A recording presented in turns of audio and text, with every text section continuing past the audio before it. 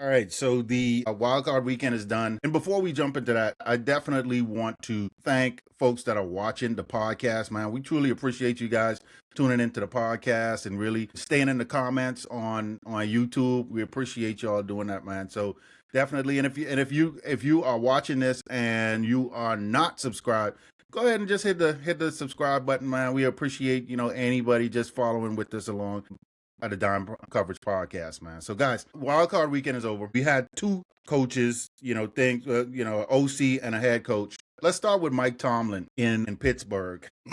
When I was looking at this, and I know a couple Steelers fans, and I'm thinking for the last 5 years, at least, with the Steelers fans that I know, they've been complaining about Mike Tomlin. I mean, like truly, like literally complaining about this guy. Like, man, I don't know if he could get us over the hump. It's always one and done, or we just close enough and don't make the playoffs. And is this over and over and over again? Mike Tomlin has been in a staple there for 19 years. I think he's kept the organization stable. He just never really, after Big Ben, he never really had a QB. It didn't have a QB, and then he had crazy receivers, and trying to handle all of that. But I thought he was actually going to stay on. But I think as a coach, you hear it, man. You living there, you living in the city. You hear what people are saying all the time, and from my understanding, the people in Pittsburgh were just tired of it. Got old and it got stale, and at least the Steelers fans I know, they had been complaining about Mike Tomlin for quite some time. I'm familiar with this situation, sort of kind of familiar with Andy Reid when Andy was in Philly. And, we go into NFC championship games, we get into the divisional round and we may lose. And, one year we may not make it, but then you come back and you go to the NFC championship. So Andy was always there, always somewhere. However, it did get to a point where Andy's comments in the press conference, how he approached the team, the words he said, it just got repetitive, it got stale, and really, from my perspective, it was time for him to go. So I don't know if the fans in Pittsburgh have felt the same way. I'm assuming this is how they felt. They just wanted a change. Now, this is the thing. Are they going to regret this decision to get rid of? I mean, I'm talking from a fan perspective. I know Mike Tomlin actually stepped down, but I want to get you guys' insight on that for real. What's your take on Tomlin, just saying, you know what, I'm good. I'm going to go in another direction. What y'all got to say about this? When you coach 19 years in a league that is hell-bent on parity, everything is to try to make you have a bad season the next season, and you never have a losing season, you are a really good head coach. Now, can he take a 6-10 team and win a Super Bowl with it? No, but he's taken 6-10 teams and had them end up 10-6. So he's going to coach. If he wants to coach next year, he'll coach next year. If he just wants to go become an analyst, he'll do whatever he wants to do, right? I think the question is, once Roethlisberger went, and the team was still being always competing to make the playoffs, may not win in the playoffs, but making the playoffs. It's like, okay, he can coach. It wasn't Roethlisberger that was carrying Mike Tomlin. You're now in a situation where you're in this no man's land of you're not so good you win championships, but you're not so bad you're getting the generational quarterback for the top 3 or top 5 pick in the draft. And unless you have a really, really, really good GM who will finagle picks and parlay picks to get that person, or a really great scouting department to get that person end of the first round, a la, Lamar Jackson with the Ravens, you're in a situation, you're getting 20, 25, 30, second, third round quarterbacks. And if your scouting department, your GMs, etc., aren't amazing, you don't have that much to work with from that most important position. They're not going out and getting guys like the Rams did, trying to get Stafford to upgrade from Goff, right? You had mentioned, Lincoln, about Andy Reid in Philly. Could you imagine Andy Reid the last 5 years with Roseman as his GM? Yeah. And the talent that the Eagles have on defense now, with Andy, right? But at that point in time, that's not what the GM was doing. That's not what Andy was all about. It got, as I said, it got stale, right? And in Pittsburgh, it's like there's only so many speeches, there's only so much men we can do this. Folks will take when they're not seeing those additional results. Winning is a great deodorant. So I think what's going to be critical, probably actually more so for the Steelers than Mike Tomlin is, the Steelers typically let their coaches coach. They don't turn folks over quickly. So if they don't have a good coach, how long is that dude going to be there? And how long are Pittsburgh fans going to suffer? They are a very high IQ fan base, but when I say they spoil, making the playoffs and losing in the first round doesn't hit the bar, right? Like they have higher expectations than that. And they have generations to be like, hey, we got multiple championships, multiple head coaches. That's their expectations. So who's the guy coming in? Because you now got to be better than 10-7 every year. So yeah, Doc. No, those are some good takes. Let me see if I can delve into that a little bit more. So the fan base in Pittsburgh, they're definitely intelligent. Like there's a really, really smart, football savvy fan base in Pittsburgh. But like a certain level of consistency breeds, a certain level of entitlement, right? So when you're consistently making it to the playoffs, right, but not getting over that hump, the entitlement is, hey, you're not doing enough, as opposed to like being a Browns fan, as opposed to being a Cardinals fan. You're not sniffing the playoffs, right? Year after year after year. So you're making the playoffs every year, but now it gets to a point because it's a consistent thing. It's like your norm of you have 19-year-olds, Pittsburgh fans, who don't know anything but go into the playoffs. Yeah. Right? That's all they know. Yeah. You go to the playoffs every year. This ain't enough. Right. They don't know nothing about being three and winning only 3 games, winning only 4 games. Where they do that at, right? Like that's foreign to them. Right. So that's the entitlement. And now it's like, hey, we can do better than this. It's not that easy. I do agree that Tomlin should have figured out a way to get over that hump with that level of consistency. And I think where the problem lies, in as much as Tomlin is a really good coach, I think where he suffered was being an evaluator of talent, both from on his coaching staff and with his player personnel. Okay, you talked about the wide receiver. They've had a litany of troubled wide receivers over the years. Super talented, but troubled. Some of them were just cancers in the locker room. And then on top of that, you could never get the quarterback situation right after Ben. And you've had ample time to do that. So you had Ben Roethlisberger, which he inherited, by the way. So he had no stake in bringing Ben in. He inherited Ben and rode that until Ben, until he retired. But after Ben left, you've had, how long has it been? It's almost 10 years, right? Yeah. Right? So after Ben left, you couldn't find, you should have been able to find, with the resources that you've had. I understand that some people say that he was a victim of his own success because they were drafting so high due to the fact that they kept making the playoffs. But as Doc said, package some of those picks, package some of those future picks, and trade down to get someone who you feel could be of a better quality or caliber player for that particular position. They've never done that. They never roll the dice. They don't take risks. And then the people that they did bring in at the quarterback position, they don't pan out. Okay. And then when we talk about the coaching staff, right? Since Ben left, Ben had Todd Haley, and Todd Haley was a really good coach, offensive coordinator. Then he left, I think, to be the Cardinals coach at the time. But since Haley left, they had Randy Fichtner, Matt Canada, Arthur Smith. Yeah, that's tough. They're not good. They're not great offensive coordinators. No. And these are guys that are handpicked by Tomlin.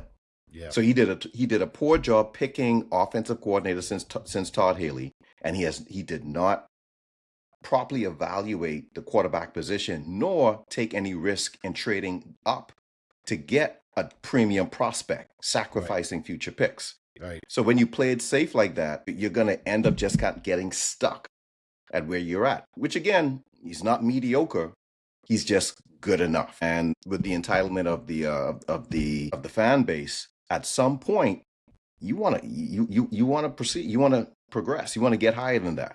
Yeah. Yeah. So I don't blame them. I really don't blame them for just getting sick and tired of being sick and tired of the same old after being one. And I think I think he was like, man, this ain't working.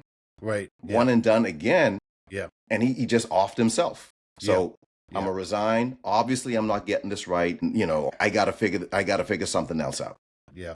And I'm continuing to drag the organization through the same rotation. I'm gonna break the cycle, and I'm the problem.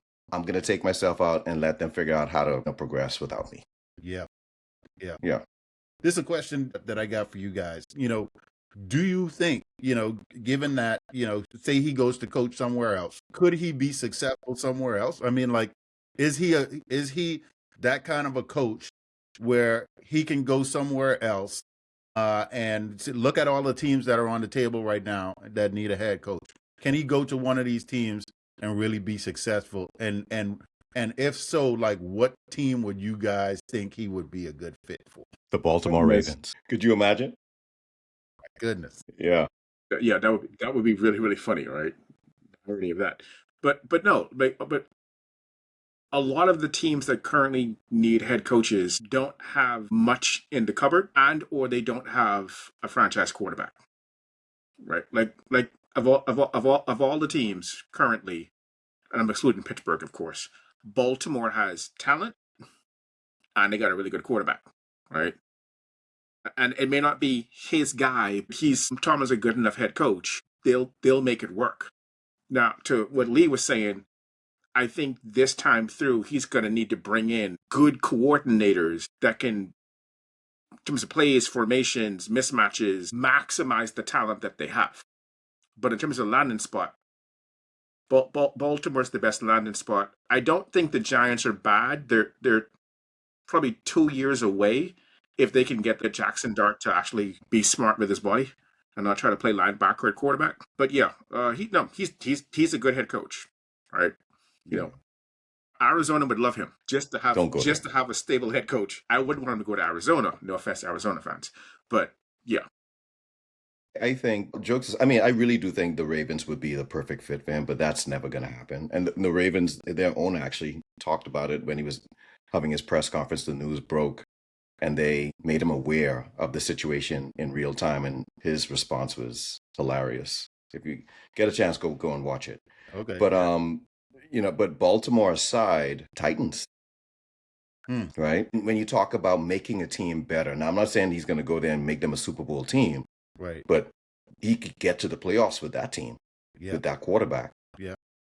He definitely could do that. Right. So. Okay. Yeah. That's not bad. And to that point, Lee, if I had to hitch my wagon, and my choices were Cam Ward or Jackson Dart, I'm going Cam Ward. Yeah. Yeah. So. Yeah, because I agree, because based on how Jackson Dart is playing right now, and like you said, Lee, you guys both said this is how he been playing, and he said this is how he been playing. He's not gonna last long. He is not gonna last long. So yeah. All right. I want to address Kevin Patullo. I want to address Nick Sirianni. But first, let me address Kevin Patullo. Kevin, you were put in a position with a team, an offense that is like a Ferrari, but your skills were not up to par. I mean, when you looked at this offense in the offseason, you had your key to turn on this engine, and it didn't fit. Didn't fit, Kevin. And now you and Nick Sirianni, y'all call yourself the Bash Brothers, decided you deserve this position at OC. You've never called a play in your life. You've never schemed up anything based on what we saw. You were just plain vanilla. You didn't know how to make any adjustments. You didn't know what you were doing on the field in Philadelphia with all of these players, the highest paid offense in the league. You got two 1,000-yard wide receivers. You got previously a 2,000-yard running back, over 1,000 this year. You got a tight end that he just caught the most touchdowns in Philadelphia Eagles history in a season. And you got a quarterback that won you guys the Super Bowl last year and was Super Bowl MVP and knows how to play, I'd say, a top 10 quarterback in the NFL when they have a professional and a quality offensive coordinator. Kevin Patullo, the guys came and they egged your house. You should have known, Nick Sirianni, let me address you real quick. You should have known from week 2, Nick Sirianni, that your boy Kevin Patullo was not fit for this position. What you did, you had your same old stale, and think about this now. Think about this. Nick Sirianni really never was an OC, but really never called any plays in Indianapolis. So for one, I don't even know how he got this job. But anyway, you saw from his first press conference. But anyway, they stacked the team. Howie Roseman stacked the team around him. I could have gone there and been the head coach and won a Super Bowl. Because you didn't have to do nothing. But you took your offense that really isn't an offense. This is like high school. Hey, man, go out there and run and then turn around. And you go up and then just go to the left. Because that's all they were doing every single day. Why is Saquon Barkley running up the middle on first down, on second down, and on third down? Why? This does not make any sense. Kevin Patullo, I hate to say this. Because I don't like to see people lose their jobs. But in this case, Kevin Patullo, you had to go. Look, I was in a dilemma. And my dilemma was, if we kept winning, then we would have to put up with you, Kevin Patullo. And I would rather lose and be done and be out of the playoffs. You would think at this point I would be distraught. And I was a smidge distraught. Nobody wants to lose, all right? But at the same time, I was elated because I knew that you would be gone. I know this is tough. This is tough to hear. And Nick Sirianni, the blame falls at your feet because what this shows is that you put your allegiance to your friend over the team. And you know what that tells me? If I was Jeffrey Lurie, you should have been gone too. You shouldn't be coming back because there's no way, as a head coach, if you see something's not working, that you keep this going. And you kept it going the entire season, 18 weeks of the same thing. That's insanity. That is straight insanity. So you know what? I'm a Twin sad, but I'm more happy. Today was like Christmas Day all over again. When I realized that Kevin Patullo, I was looking at my phone, like after the game, I was just looking at my phone, waiting for the text to come out. I was waiting to see Adam Schefter. Let me tell you, I don't know. I think I was driving in my car today when I saw the Adam Schefter text come across that Kevin Patullo had got fired. I had to pull over on the side of the road. I had to pull over and rejoice because this was a day that will go down in history. That Kevin Patullo is no longer with the Philadelphia Eagles. I don't want you in the organization. You don't even need your parking spot need to be erased. Everything, you don't even need, there should be no semblance of Kevin Patullo anywhere in Philadelphia. You got to go. They're keeping him on the staff though. No. He's staying on the staff links. We can't have him. You got to keep the parking spot. He's still gonna be in the building. We can't have him on the staff, man. I pray. And which article was that? Because I need to go look that up. I'll send it to you. Send that to me. Send that to me, man. Because I need to figure. I'm gonna dig down personally myself and figure this out. If I gotta call Jeffrey Lurie myself and Howie myself and say, look at man. For the Philadelphia Inquirer, there's still a chance. Boy, Dumb and Dumber, there's still a chance he remains on staff with the Eagles. Look here, look here. Let me tell you, that dude need to be in if he were the Eagles, he need to be in a closet somewhere. Nowhere.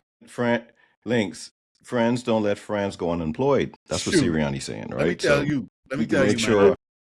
Look, if this was one of you guys and I was Kevin Patullo, I would expect you guys to fire me like on the spot. Fire me on the spot. I have no hard feelings. No hard feelings. Because either it's you or it's me. And guess what? And the team. You trying to win. You got something that you're trying to do. So anyway, I just had to get that off my chest, man. Today was a joyous occasion. I truly enjoyed. No, I don't like to see people lose their job. But in this case, Kevin Patullo, you made your millions. I doubt you ever get a OC job ever again in your life. And I don't even know if somebody bring you on their staff if you're not in Philadelphia, because what you put out there, that speaks volumes. And so I don't even know if a high school team would hire at this point. But anyway, I appreciate Jeffrey Lurie. I appreciate Howie. Let's get Mike McDaniel, man. I digress. I'm glad you got that off your chest. I'm glad you got that relief, that release. I hope for Eagles fans' sakes, Patullo, I'm going to say this a certain way. I hope for Eagles fans' sake, Patullo is fired and not just reassigned within the organization. Yeah. And the reason why I'm saying it is, if he is no longer OC, but still has some job on the offense, quarterbacks, analysts, something on those lines, that could have been done during the season. Absolutely. That could have been done during the season. Week 6, week 10, week 14, whatever you realize, this ain't working. And I've given it time to try to sort itself out, and it's not sorting itself out. I got to do something. You got to bring an analyst in. You got to have someone else call the plays at least. He's still the OC. He's just not calling the plays. Something. But nope. You're going to roll with it. And then after the fact, it's like, yeah, we'll take away play calling duties from him. Right? So, yeah, that offense would look pretty lethal if you were able to get someone like Mike McDaniel. Cliff Kingsbury is available too. So just throwing that one out there. There are some really creative OCs / previous head coaches that are available on that side of the ball. But yeah, but this past year that Ferrari was out picking up groceries and taking little Susie to soccer practice, wasn't really doing what Ferraris are known to do. I don't even think the Ferrari was doing that. I think he hopped in the Ferrari and realized he couldn't drive a stick shift. That's what I think happened. It's like, shoot. That's exactly. He's like, how do you? This ain't a manual. Like, I don't just put it and drive, right? So he didn't know. He didn't know what the hell he was doing. No. So look, I can't even expound any more than what you guys just did, especially you, Lynx. But I said it from week 1, right? And even after when you guys beat us early in the year, like I don't take Sirianni seriously. I don't think he's a good coach. I don't think he's a good head coach. I understand he won the Super Bowl, but I give that more to Kellen Moore, right? Kellen Moore had that offense. I mean, obviously, look at the offense when Kellen Moore was the OC and look at the offense now. Yeah. Right? You had a 2,000-yard rush. You said Barkley, he rushed for 1,000 yards this season? Mm-hmm. Yeah, he was over 1,000. He got to 1,000, yeah. Yeah, he got to 1,000. Yeah. How did that even happen? He did that. That was the hardest 1,000. 17 games. New stuff. Yeah. What was his average? I'll look it up. Yeah, look that up. It had to be like 3.9 or wow per carry, I think. Probably but around. Again, the offense is night and day. So you have to give the lion's share of the credit, right, for that Super Bowl victory to Kellen Moore. Absolutely. Because you were blowing guys out last season. And of course, the defense, Vic Fangio, the defense, yes. So give the line share to the coordinators. Yes. I don't give a lot of credit to Sirianni. I really don't. And then the whole thing about him being a player's coach and being able to galvanize the players. Looking at what happened the other day with him and A.J. Brown, that don't look like a coach that understands and is able to relate to his players. Not at all. Not at all. Okay, so I feel bad. Well, I don't feel bad, but if I was an Eagles fan, I would feel bad of the fact that you still have Sirianni as your head coach. With all of these head coaches that are now available out there. I'm pretty sure John Harbaugh could come in there and do a much better job than this, right? So with that said, now the question is, okay, what are you guys going to do? Who are you guys going to replace him with? If I was Roseman, the decision would not be made by Sirianni. Sirianni would not be the person to pick the next offensive coordinator. No way, right? So leave that to Howie. Let Howie pick the next offensive coordinator. Hopefully, he could get someone like a Cliff Kingsbury, or if McDaniels can't land himself a head coaching job, maybe get him in someone of that caliber. But having Nick pick his boys and his friends to that can't fly no more. And then on top of that, too, one more thing, right? Because you said the one thing about him making the decision now as opposed to earlier, right? How that's a lapse of judgment on his part as a head coach. Yeah. But not only that, if he decides to keep Patullo on the staff, I can't see as a player how you can take Nick seriously going forward. Yeah, no. No. You saw what this guy did. You saw how inept the offense was, but you still moving and shaking, trying to keep him on the staff. Yeah, no. Now I'm looking at you and I'm like, your judgment is skewed. Your judgment is compromised. I can't trust you now as a player that when you're telling me something or you're trying to give me some sort of, not really encouragement, but a critical analysis on what I'm doing, I got to take that with a grain of salt now. Yeah, absolutely. And you know what? Now that I'm thinking back to it, when he had promoted Brian Johnson to OC in 23, and after the season when they fired Brian Johnson, well, mid-season they fired him, and then they brought some other people in, and it was little too late. Howie Roseman did hire Kellen Moore. He did hire Kellen Moore. Sirianni did not have any input in that. So I think it's going to be the same thing where Howie is going to conduct the search and hire the coach, and that's how it should go. I was looking for this online while y'all were talking, and this is the letter that Sirianni put out there. He said, "I have decided to make a change at offensive coordinator."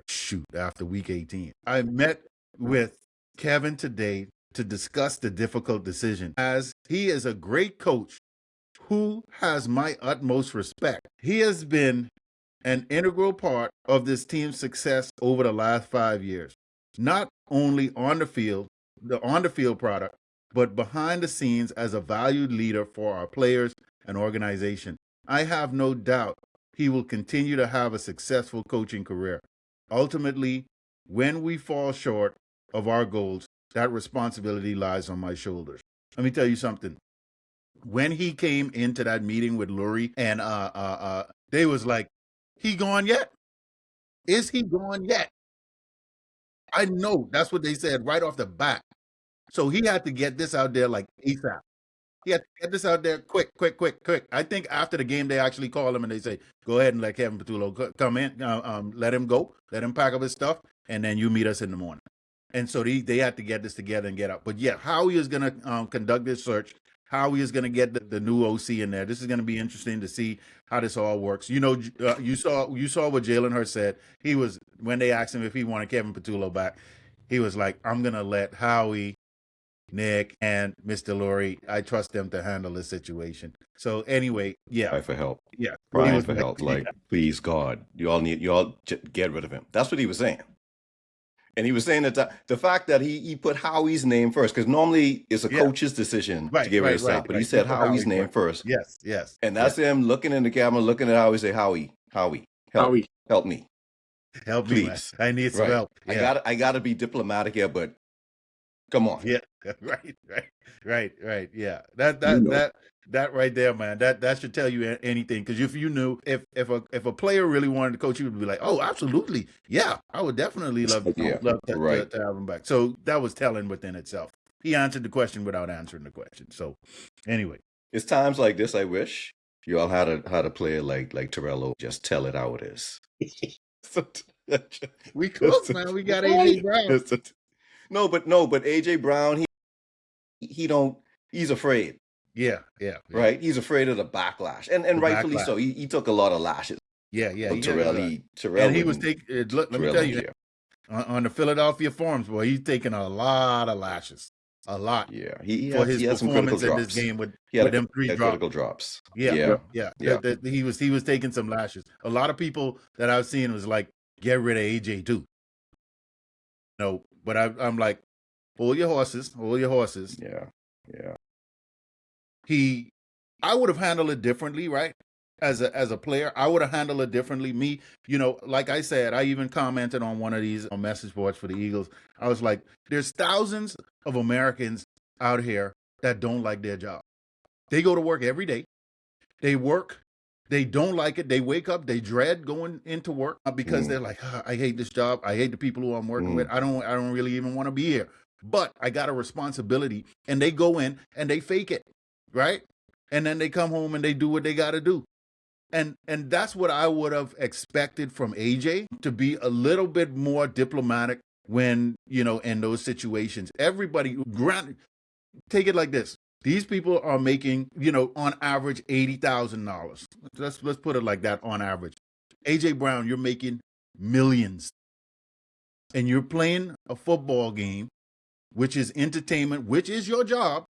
However, you got people out there working and busting their butts every day, that's going out there, that's doing stuff that they do not like, and they do not like their boss, and they still got to make it happen. Suck it up. Suck it up. So anyway, I expect him to be back next year with Patullo. Now that Patullo is gone, I think that's gonna restructure everything. And yeah, based off of what I see out here that Nick put out here, that I think Mr. Lurie and Howie said he needs to be gone, like not here anymore, because there's no way that him, AJ, Jalen, and all them could go exist in the building. Even if he's in the building, he got to be gone. Question, Links. How long after that the Super Bowl with Doug? Was it Doug Peterson? With Doug Peterson, did y'all let him go? When did y'all let him go after that Super Bowl? It was the year after that Super Bowl. It was the year after. What happened? Yeah, the year after we kind of we got to the wild card and got bounced by Tampa Bay that next year, right?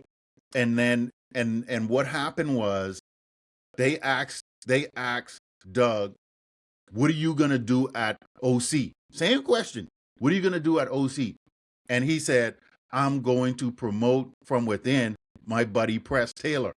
And when he said that, Lurie and Howie was like, you're gone. Get out. That's it. And this is what they doing with Nick. They're like, that's why they asked Nick that question, why they brought in my man. They brought in Kellen Moore. So this is it's the same thing. Just the same pattern that happened again. Nick Sirianni's not gonna have an opportunity to touch who this OC is.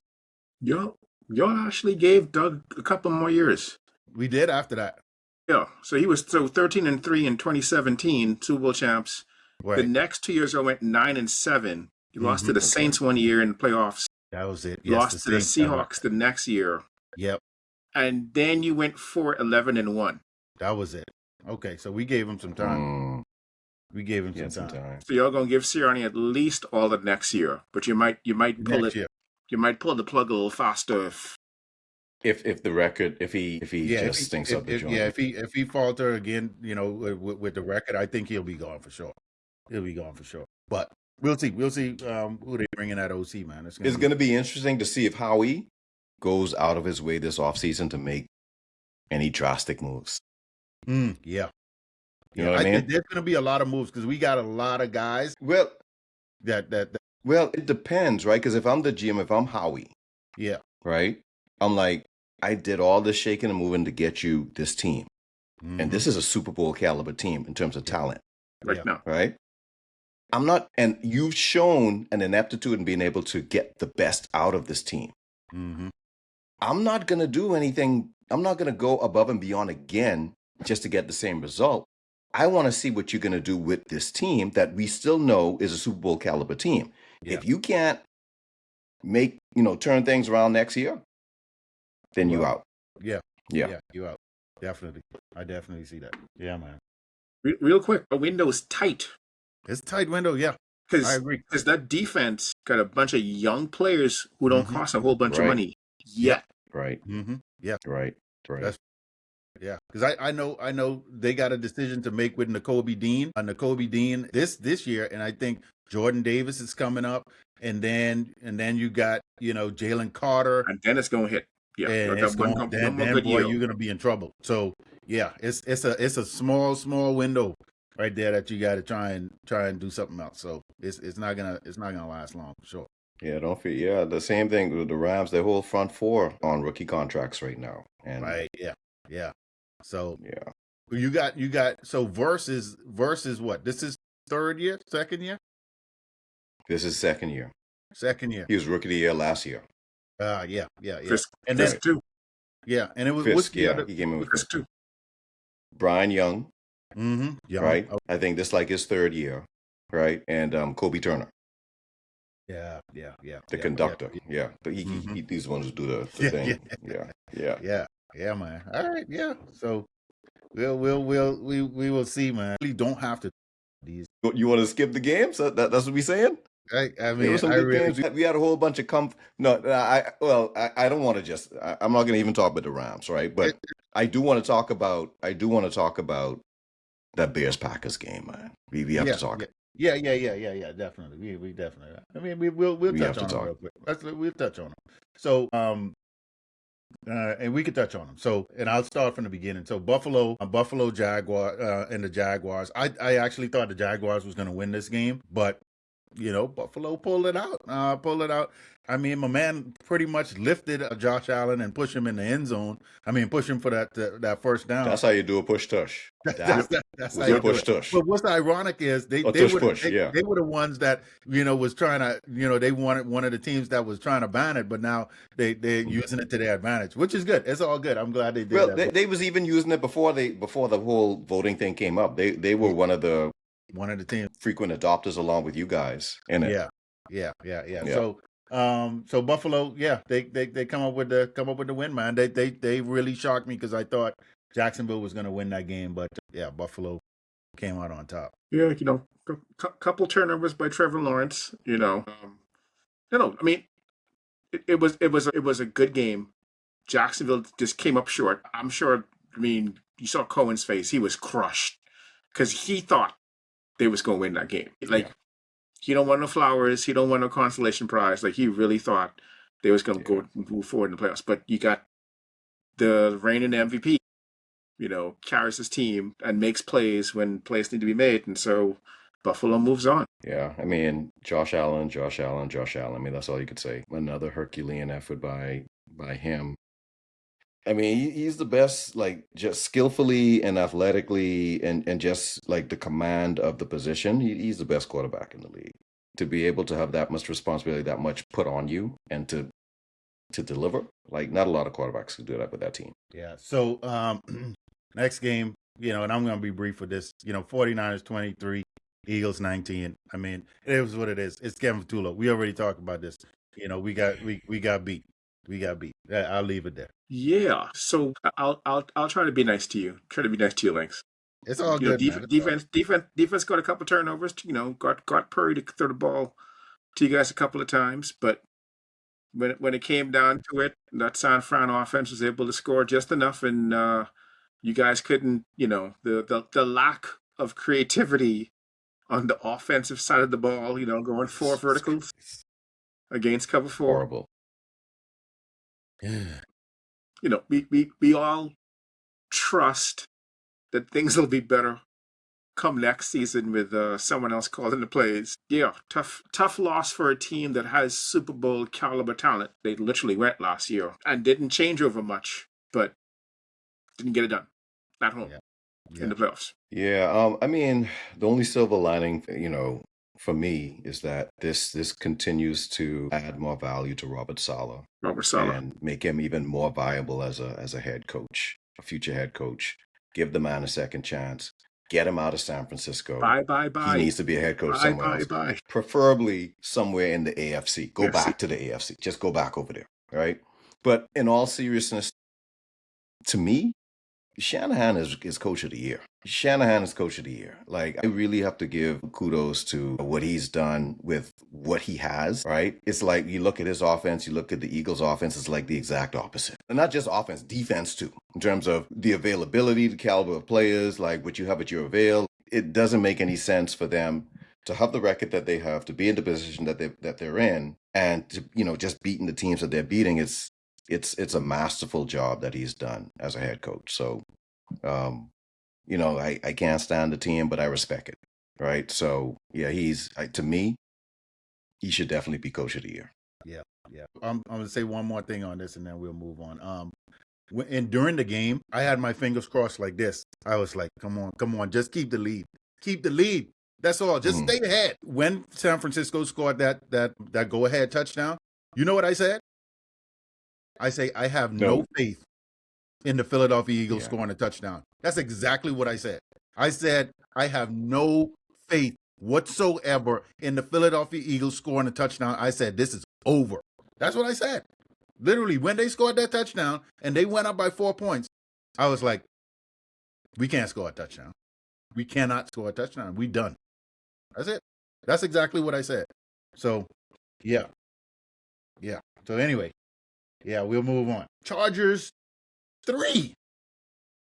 Patriots 16. I'm gonna tell you a lie. I was distraught, so I didn't even watch the game, man. I just turned everything off. The Patriots. So I'm gonna let you guys go on this and really, really talk. After our game, I kind of turned it off. So I really didn't even watch this game. So there was a time when the NFC was known for having really good defense, and the AFC not so much. Nowadays, that is clearly not the case, because this is one of those games where the Patriots defense came to play. Now, there's some windy conditions that that didn't help none, but when you only put up 3 points, so much so that the OC gets fired, right? Yeah, I mean the Patriots handled their business. They do what they do. They ran the ball when they could. Drake May was converting first downs with his feet, 10 carries for 66 yards himself. But that defense showed up and kept the Chargers out of the end zone. So they got to go back to the drawing board too. I mean, to be honest with you, both offenses didn't really play that well. Drake May, I mean, he had 268 yards. He had 1 touchdown, 1 interception. But the flow of the game, it was a lot of missed opportunities. I think the Chargers, they were like 1 for 10 third down efficiency. And on the Patriots side, I think they were like 4 for 16. Right. So it was a bad showing on both sides. So, I mean, you can attribute it to both defenses playing pretty well. And the Chargers, they just kind of ran out of steam. So kudos to the Patriots. They beat a caliber team for the first time this season, right? So they beat someone of some substance, tongue-in-cheek. I know they beat the Bills, right? But for the most part, like Doc said, the Chargers, they did end up firing their offensive coordinator. It just had his name, Greg Roman, right? They fired Greg Roman. He was the longtime offensive coordinator for the Ravens back in the day as well. Not just back in the day, but just recently, not too long ago. But yeah, Chargers was beat up. They're like the second unit on the offensive line, second and third unit. Herbert running for his life, and when you get into the playoffs, man, everything gets intensified tenfold. He didn't really have nowhere to go. They had a lot of missed opportunities because the defense did have some critical turnovers on their side of the field, like within the red zone, and Chargers couldn't convert multiple times, and that's what's going to happen. So, and it doesn't bode well for Herbert. And as much as I like him as a quarterback, he has this stigma on him about not being able to win a playoff game. Kind of reminds you of Matt Stafford back in the day with Detroit, but he has a good head coach. He has a good team. This time around, the team is in shambles, so you can kind of attribute some of that to that. But still, compiling all of those situations on top of each other, it still looks like he just can't get over the hump there. Yeah. They got to get him a line, man. They definitely got to get that line. Well, no, they got him a line. He has a line. They got hurt. They got hurt. Yeah. He has 2 flight tackles on both sides, and they both season-ending injuries. Yeah. Both got hurt. Yeah. Yeah. So when they get back. So Lee, your Rams, came back in fashion at the end. beating the Panthers 34-31. I didn't expect this game to go like this. I expected you guys to be more in command of this game, and Carolina just hung around. And but when you got a quarterback like Matt Stafford, who I think is the MVP of the league, actually, when you got a quarterback like Matt Stafford, and I heard what your other receiver said, not Puka, what's his name, Adams. Devontae Adams said in the huddle when he was like, "Let's go snatch these guys' heart." Yeah.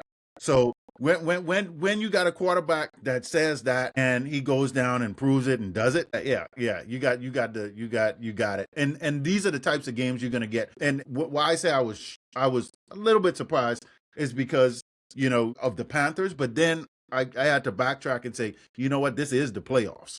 The game raises a bit more in the playoffs, and Super Bowl winning teams, they just find a way to win. So yeah, every year, because remember last year on our run, you guys were our close game like that. It came down to the wire, right? So you're gonna have one of those games. So on your path to the Super Bowl. So yeah, I thought it was a great game. Matthew Stafford, hats off, man. Just phenomenal. Yeah. So I mean, going back to what you said about your Eagles, that last drive, not thinking that they would score that touchdown. Similar situation with us, right? 2 minutes and 30 some odd seconds left. With Stafford as the quarterback, I had every confidence that he would be able to get us a touchdown. Down by 4, you need a touchdown to win.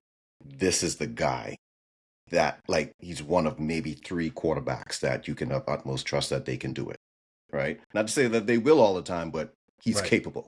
Yeah. So I had a lot of faith that he was going to be able to do it, and thankfully he was able to come through on that. But back to your first comment about you being surprised that the game was this close. Don't forget, they beat us in week 13. Yeah. We had trouble with them early in the season, and it wasn't us overlooking them. They beat us down. So going into this game, I was very concerned. And before the game started, I was questioning that week 13 game. Like, why did they give us so much trouble? And so when I did that, I did some digging, and I realized that their defensive coordinator came from the Rams.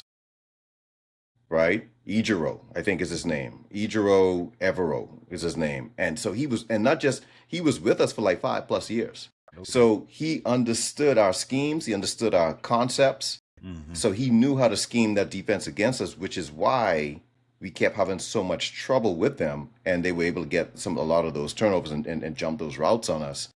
So yeah, I knew coming in, I was very nervous, especially with the fans, and they were talking about making the stadium hype. You had Cam Newton on this thing talking about how they're going to come in and they're going to try to give the team as much momentum as possible. So I was plenty concerned about this game. But McVay, Stafford, they were able to pull through. Puka, 2 touchdowns. He did drop one at the end of the first half, but thankfully we was able to pull this one out, man. Real quickly, to your point, having had the former DC, now the DC with the Panthers, helps that offense navigate your defense. Because I was surprised they weren't trying to run the ball much, and they were going through the air with Bryce Young, who had a really good game, all in all, turned for 40, 264, 1 touchdown, 1 interception. Hey, Doc, to that point, Bryce Young and that offense has scored 30 points twice this season. And both of them were against the Rams. Mm-hmm. So they did all they could. Mm-hmm. And again, to your point, when Carolina scored up by 4, you look and see who's the quarterback coming off the bench for the Rams. Like, yeah, they got this. You got this, yeah. They got this. And so, yeah. And so when you guys scored, 30, I think 38 seconds left, I was like, is that too much? Then I was like, it's Carolina's offense. Now y'all gonna be fine. They're not gonna drive down the field and get a field goal in time. It'll be close, but they're not gonna be able to pull that one off. Yeah, where they went wrong is, he changed his defensive philosophy on that last drive, Ejiro, right? So he went in this prevent defense, and Stafford ate that up. Ate it right up. Yeah, he ate that up. Yeah.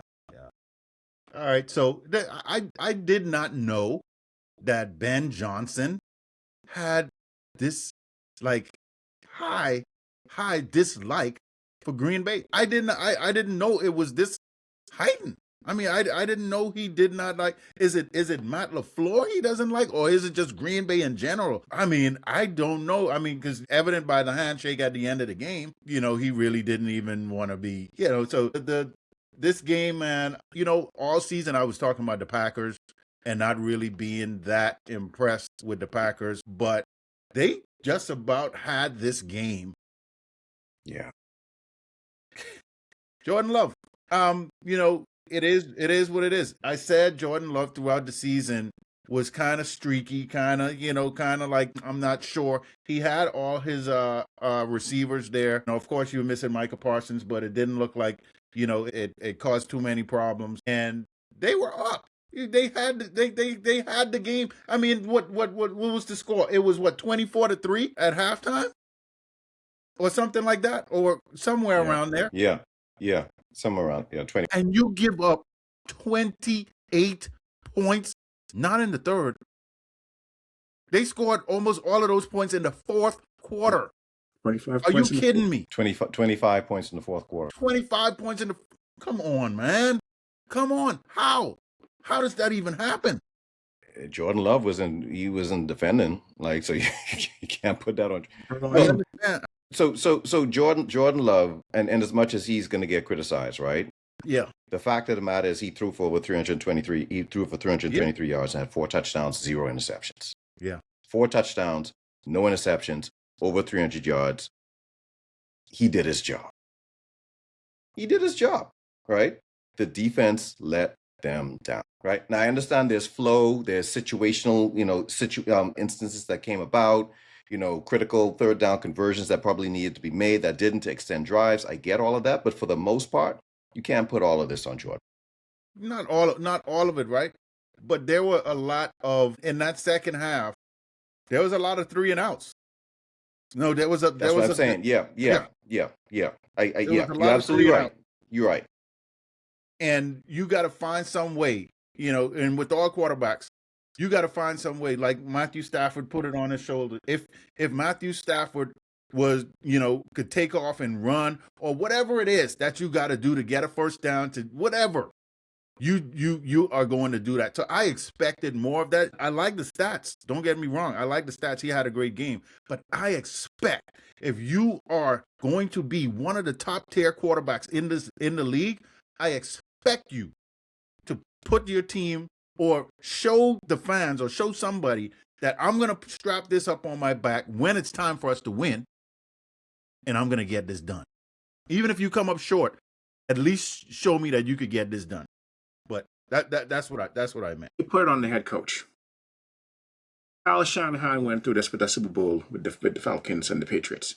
Not understanding when you're up ahead what you have to do on your offense to protect your defense. Right there. Now, hopefully Jordan Love also learns and scrambles for some first downs, moves the chains. Another 4 or 5 minutes, defense gets a rest, can get a little bit more of a burst. But if you chasing around Caleb Williams all game long, and then it's a 3 and out, and you back on the field again, yeah, you ain't getting no pressure on him, right? So, and your head coach got to realize that. And when I say game plan, have plays, execute to move chains, not trying to score again per se, but you're now trying to milk that clock, get 2-3 first downs, more importantly for your defense to rest. I don't think they was doing that, and came back to bite them at the end. So before we move off of this, I want to address what you said about Ben Johnson hating the Packers, right? Yeah. And I need, like, anyone who's not a Bears fan, who's not a Packers fan, right? This ain't about you, right? Because everyone else should take their emotions out of it. Because he doesn't really hate the Packers. He really doesn't. Right. But that dude is smart. Yeah. Ben Johnson, like, I didn't realize how smart he was until, like, when you read and read between the lines and see the antics. Yeah. Chicago fans hate the Packers. Yeah. Oldest rivalry. Play it all up, right? So there's a couple of things going on here, right? You're thinking now he has an opportunity to build a legacy like none other, right? Especially in this day and age. by being the guy that brings the Bears back to prominence while pushing down the most hated rival at the same time. Okay, so you got that. This is also an opportunity for Matt LaFleur to level up, right, his status by playing up to this rivalry that has now been put on this pedestal. Because before it was just so one-sided that it didn't really mean much. Right. Now they're staking the game every time that they play. And if Matt plays his role in this, this could be a beautiful thing for the next 10 years between these two very young head coaches. Exactly. Michigan, Ohio State. Okay, so Ben is seizing the opportunity to now carve and start etching their own history in the NFL by bringing back up this most long-term rivalry, bringing it to prominence, right? Playing at a high level with another team that's also playing at a high level. So yeah, I'm gonna hate the Packers. My fan base hates the Packers. These games mean something. And now it's must-watch TV. I love it. Like you love it. Yeah. If you're in those fan bases, I understand. Like I get it. Like it's gonna mess with your emotions, but this is great for the NFL. And again, for Ben to do this, to seize the opportunity to take this is smart. Genius work. Yeah. Good point. Can't stand neither of them, so I really understand where Lee's coming from. Can't stand either organization. Yeah. Oh man. Yeah. All right. So the Monday night game, Houston Texans, the Steelers. I think at halftime it was like 7-3 or something like that, somewhere around there. I can't remember what it was. And it was a close game. And at that point in time, and then it just exploded. Houston expected them to win. D'Amico Ryan's very, very happy to see him winning. I definitely want to see how this continues to go for them. Old man and them, it is what it is, man. They were just outmatched in this game. Houston's defense was just too much, too overpowering, too much to handle, and they come up with the win. So yeah, I'm looking forward to seeing the Texans move along in the playoffs and seeing what they got. I'm cheering for them. I'm rooting for them. So, yeah, man, we see what they got going forward. But yeah, they handled the Steelers pretty easily. C.J. Stroud was doing his best to keep Mike Tomlin's job and keep Aaron Rodgers playing football. He was doing his best to sabotage the Houston Texans. I say it tongue in cheek, but like 2 fumbles, interception. But that's just how good their offense is. They put up 16 points despite CJ Stroud having a bad game. Not even a not good game, a bad game. But that defense, man, that defense kept them around that. And it's like, okay, well, y'all ain't going to score points. We're going to score points for y'all. Don't worry about it. We got you. Right? Two of them. Right? And Pittsburgh defense did a great job for 3 quarters. They was just gassed by the end. Yeah. That's the difference. So that surprised me because I shut it off after the third quarter because I had to get up early the next morning, and at the end of the third quarter it was 7-6. When I woke up, I literally had to do a double take. Like I'm like 30. How that happened? But same thing with Kyle Shanahan, and I'm pretty sure you would co-sign on this, Lynx. I think D'Amico Ryan is another Coach of the Year candidate. Like he should have some votes come his way. What he's done with this team, some of the way that he had to kind of navigate the waters. Stroud was out. Stroud was out for a couple of weeks. You're missing guys. You don't have a consistent running game. Marks and Chubb, and you're making it work with the defense. The defense is literally carrying this team. I won't say by themselves, but they're in the forefront. And that's all attributed to him being the defensive guy. So I'm very happy to see him having this success. And, they like I said, they're one of the teams that I tapped to probably be in the AFC Championship. I thought the Jaguars would probably meet him there. Good for D'Amico. Yeah. Good for him. Yeah. Definitely. Yeah. So, all right, man. So, we'll jump back on Friday, talk about these divisional games. The divisional games. It's gonna be exciting. Gonna be good. I think we in for another weekend of close games. All the games this weekend was close. One score games except that last one. So Yeah. definitely exciting to see how the NFL has the parity. So I expect that to continue for sure. So Yeah, my blood pressure can't take too much more of this, man. yeah, That was not fun. yeah, I feel you. Yeah. All right, man. All All right. right. There you go. Suggest writing. See you on Friday. Yep.